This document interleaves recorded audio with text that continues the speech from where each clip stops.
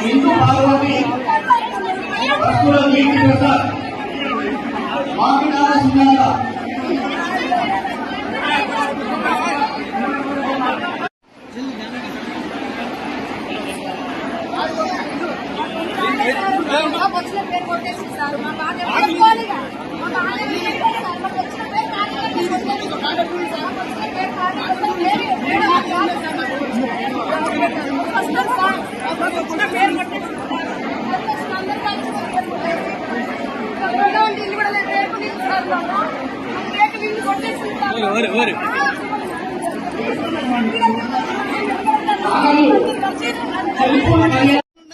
ఒక్కొక్కరికి ఎకరంలో అమ్ముకుంటే 50 లక్షల దాకా వస్తాయి తెలుసా. వాళ్ళకి ఇచ్చిండు.